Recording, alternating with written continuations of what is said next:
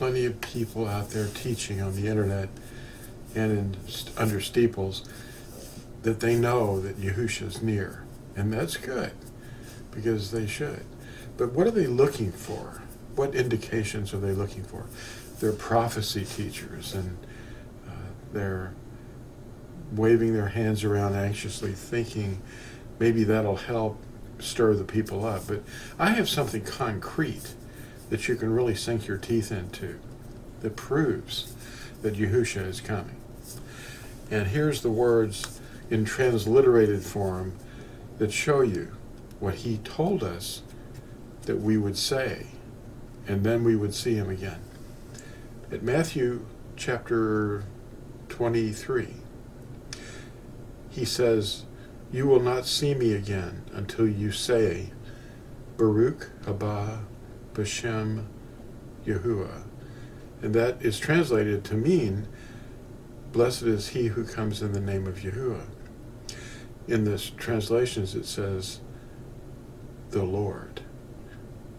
Well, the Lord, they're not saying, he didn't say that they be saying a translation. He said that they be saying these words. This is a little bumper sticker that I made. Or you can put it in the top of your car window in the back, and it'll show up pretty good. We're saying it again.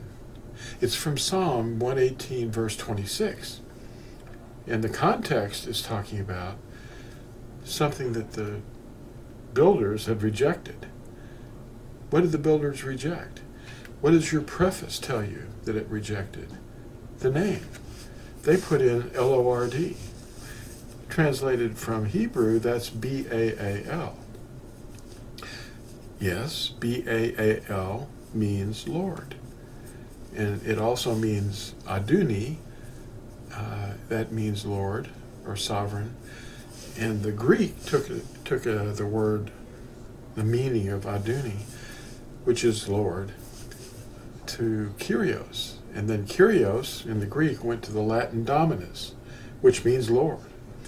And the Anglican Catholic translators of the King James Version took the Dominus, which means Lord, and translated it from the Latin Vulgate into the English version that most of the world is familiar with, the King James Version, and they put Lord in place of his name.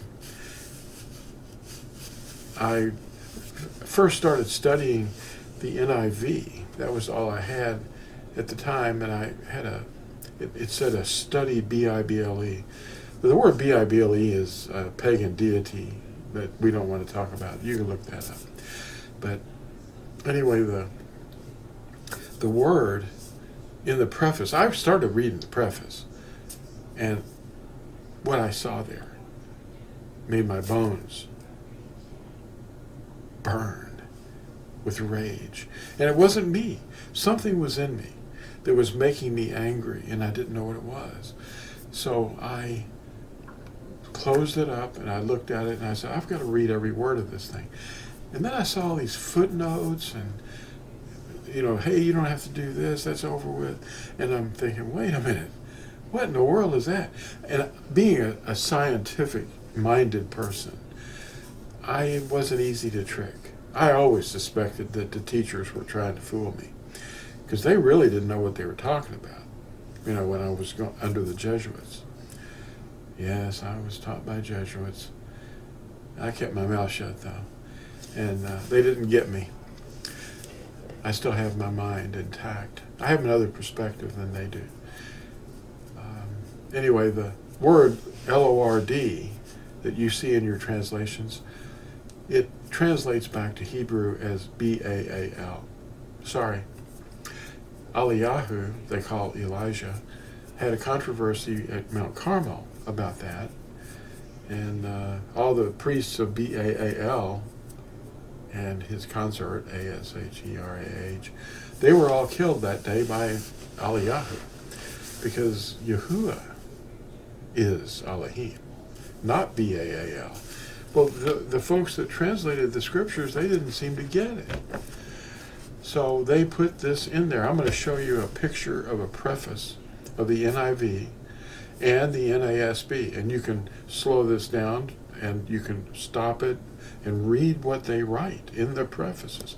Most of you are not reading your preface, but they admit removing the name of all name above all names. Well, if you just read your preface, it's going to stir you, because the truth is not in the translations. But I want you to understand one thing, that I'm going to read one real quick thing to you, that it's from Matthew chapter 23. The very last section there says, "See, your house is left to you desolate. For I say to you, from now on you shall by no means see me, until you say, Blessed is he who is coming in the name of Yahuah." Now, of course, that's an English translation. He wasn't talking English to them, or Greek, or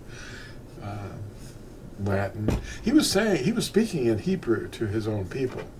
So he was saying, Baruch haba b'shem Yahuah. He's coming soon. This is why, because we're saying this.